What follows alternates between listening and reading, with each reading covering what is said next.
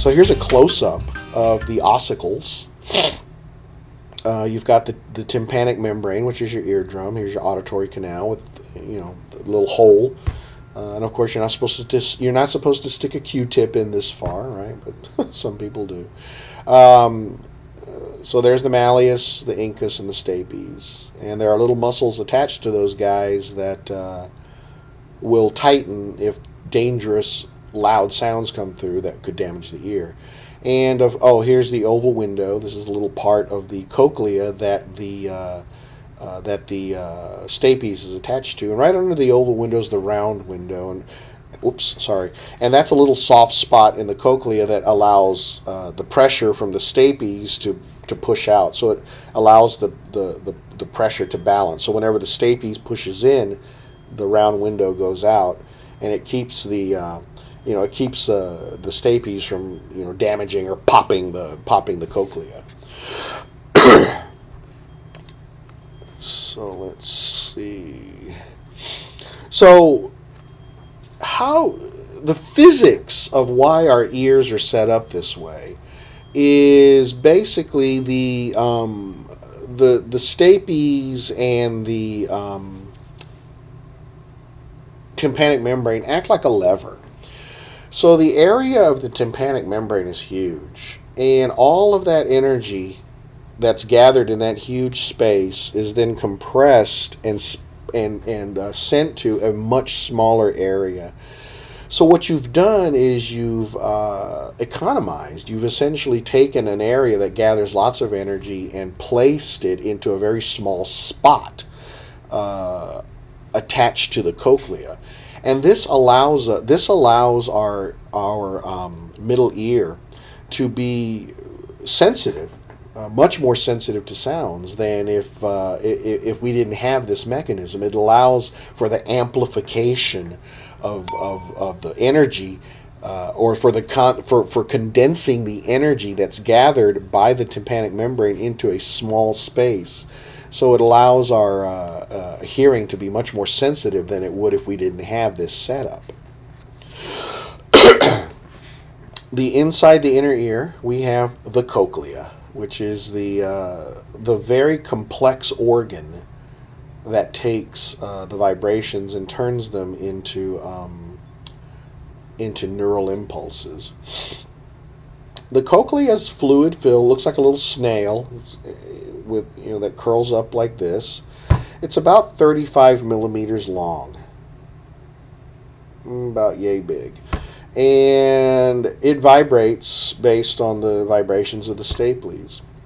The cochlea has, if you were to take you can take the cochlea and theoretically, you can take the cochlea and unwind it, and it's a tube. It's a long tube. And this tube has running through the middle of it. So if you take the tube, it's got running along the length of it a membrane that divides the cochlea into two partitions. The partitions are known as the scala vestibuli and the scala tympani. So one of the partitions is a scala tympani, and the other is a scala vestibuli. And it goes all the way from the stapes end to the very end. And then inside the cochlear partition, or on the cochlear partition, on that membrane that divides the two that divides the cochlea, there is the organ of Corti. The organ of Corti is a long set of neural receptors that does the actual detecting and translation of vibrations into neural impulses. And this is a video that I will post that you can look at later. In the cochlea, the basilar membrane, which again is that membrane that stretches along the length of the cochlea and breaks it up into two separate partitions, it vibrates. So kind of imagine this membrane, and then it gets stimulated on one end by the stapes, and so it gets stimulated, and the vibration travels along the basilar membrane.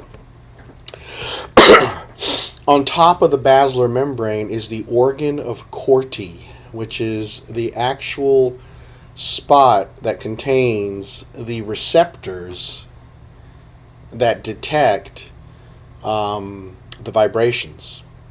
The organ of Corti runs all along the length of the basilar membrane.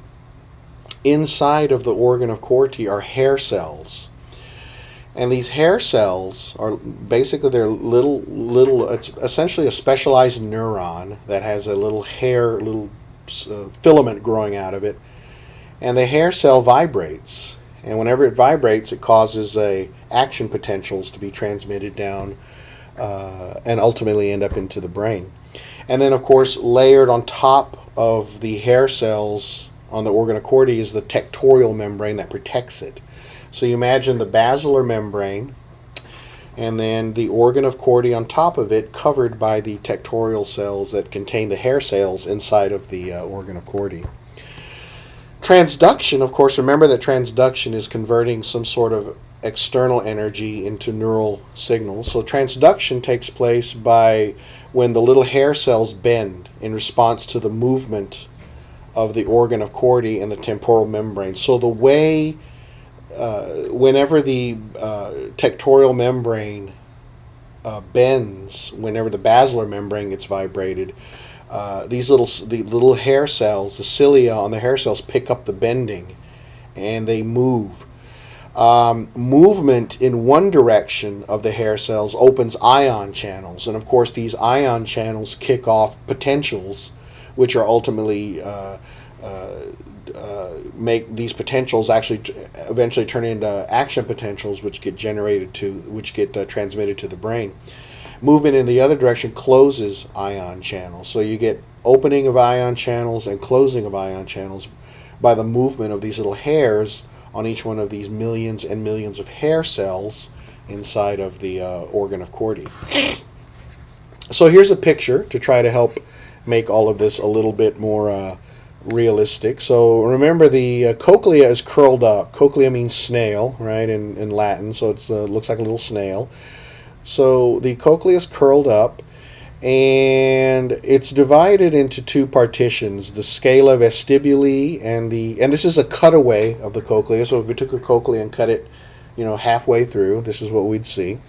And then, so here's the scala vestibuli and the scala tympani, the two sections. Here along the middle is the basilar membrane, and living on the basilar membrane is, of course, the organ of Corti with its millions and millions of little hair cells. So the stapes vibrates through the oval window, and this vibration is conducted through the cochlea, and it causes this membrane to vibrate, and those vibrations are picked up by the flux of the little hair cells. If you were to actually take the cochlea and stretch it out, it would might look something like this. Here's the stapes vibrating, sending the vibrations through the scala vestibuli, and those vibrations are detected by the cochlear partition where the cochlea lives. And then those vibrations are picked up by the hair cells that live inside the cochlea. If we were to take the cochlea and make a cross section of it, to cut it, to look at take the tube, cut it, and then look at the inside of the tube, this is what we might see. So again, here's a cross section of the cochlea. Here's the scala vestibuli on top, the scala tympani on the bottom. And resting on top of the basilar membrane, this here is, sorry about that, is the organ of Corti. And the organ of Corti, in a close-up view, is here. It's covered by the tectorial membrane that protects it. And the tectorial membrane actually vibrates. It actually does the vibrating. So the tectorial membrane picks up the vibrations from the basilar membrane. And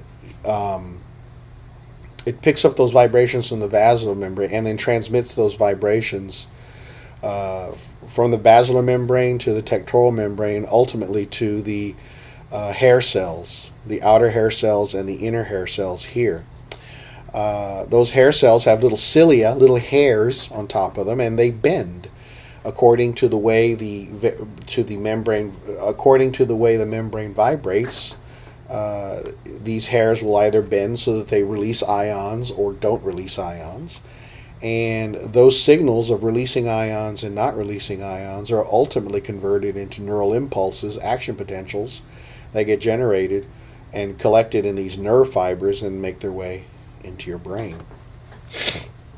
This is a micrograph of actual hair cells. The outer hair cells and inner hair cells. These are the outer hair cells here, and these are the inner hair cells. Notice each one of these little yellow guys is a cilia, and they are each attached to a hair cell that is ultimately attached to the auditory nerve.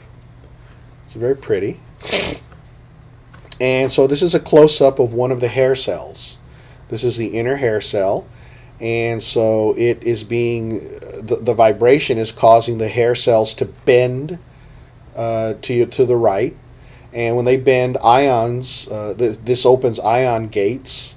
And so ions flow into the hair cell and causes the release of a neurotransmitter, which then causes the auditory nerve fiber to fire an action potential. Notice that they're all linked together at the tip so that they all move in unison. If one of them gets vibrated, the other ones get pulled along.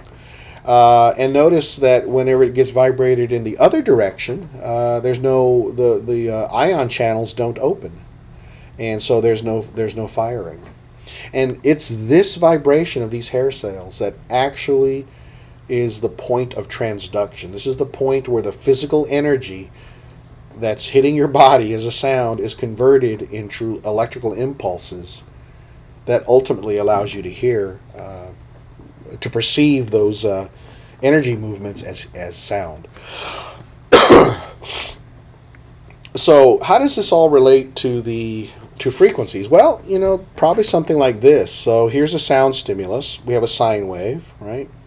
And the sound wave gets transmitted through the inner ear, and then the sound wave vibrates the stapes, which vibrates the basilar membrane and the tectorial membrane, and causes these hair cells to vibrate in unison. So this particular hair cell, for example, this inner hair cell, might vibrate in this direction. In this direction here, when at the top of the sine wave, and then when it gets to the bottom of the sine wave, this hair cell might push in the other direction. So it vibrates in one direction, the other direction, one direction, the other direction, according to the way this sound stimulus is firing. And notice whenever it bends off to the right, it fires action potentials. When it bends over to the left, it doesn't fire.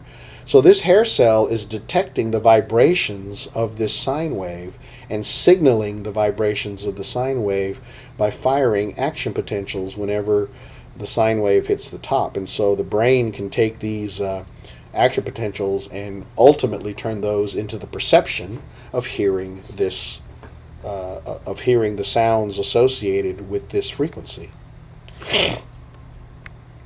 So once again, we have a sound pressure, a sound stimulus, and we've been able to go in and measure single fibers, individual fibers firing. So we can find one of these hair cells, and so we found this one, for example, and it fires here, and then it fires here, and then it fires here, and this one fires here and fires here. They all work together.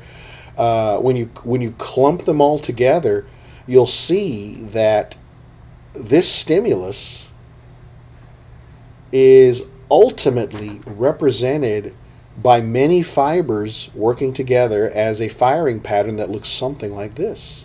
See how it goes up, down, up, down, up, down, up, down, up, down. It's amazing that this sound stimulus is ultimately converted into this set of neural impulses of millions of fibers working together to ultimately give us the perception of sound.